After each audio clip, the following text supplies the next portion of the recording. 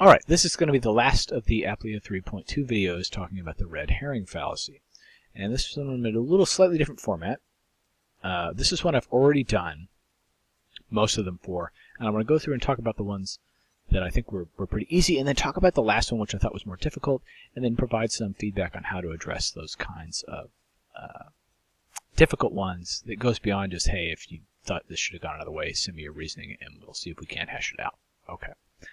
So starting with the red herring fallacy, the red herring fallacy is a case where I'm trying to distract away or distract attention from the issue at hand by talking about something else that isn't really related. And you can see the sort of hallmark case for this played out all the time if you ever watch any political debates. And so you'll get situations like this where the moderator will ask someone a question. They'll say, Senator, I'd like you to talk to us about your plan to address the chronic shortage of teachers in the United States for elementary school students. And they'll respond, that's a great question. I think that's a big issue that needs to be discussed. But let me tell you first about how our military spending is just getting out of control. That's a case where somebody is attempting to shift focus or attention away from a legitimate issue to something that may also be worth talking about but is clearly unrelated. So we're going to look for situations like that in the arguments, cases where you're shifting attention away from something that was the focus to something that's not really related to it in an attempt to distract.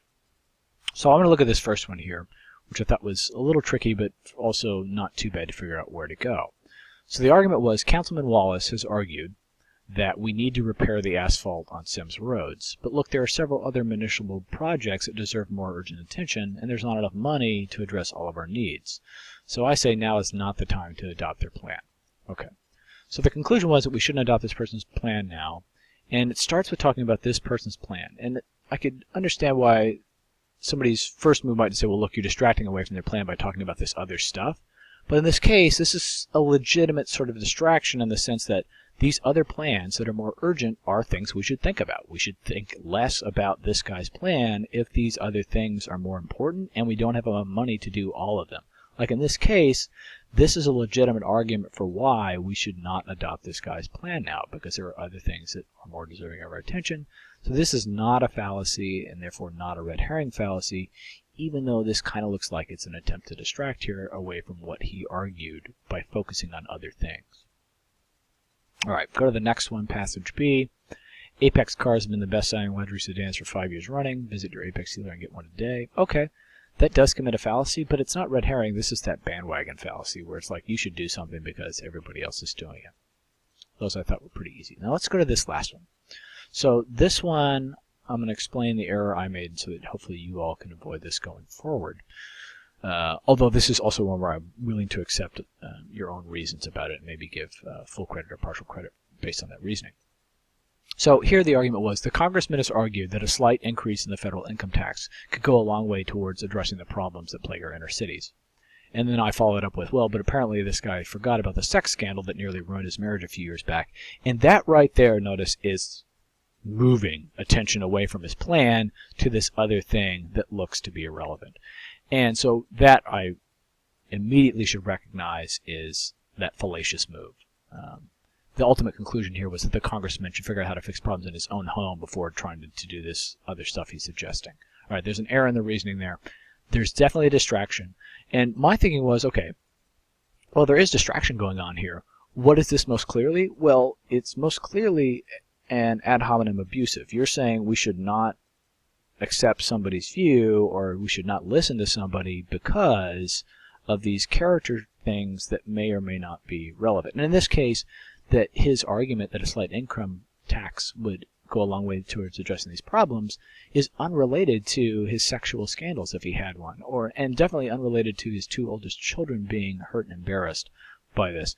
So this stuff, the sex scandal which talks about his character and this business about his kids, those are things that are distracting away from his argument.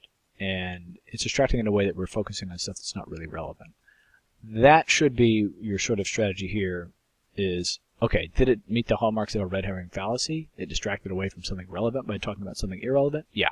And so that's why the correct answer here that they've chosen is does commit. And I think that's legitimate. That's what you should be doing in this case. If, however, you had looked at this and said, well, look, does not, and this is what I did, this was my mistake, this is clearly an appeal to, or excuse me, not appeal. This is clearly an ad hominem abusive. You're focusing on an irrelevant characteristic of the person or something that happened in the past and using that to reject what they've said now. That, I think, is also the case. This does commit an ad hominem abusive fallacy. But even though I think that's more clearly represented here than red herring, that doesn't mean that a red herring fallacy isn't committed.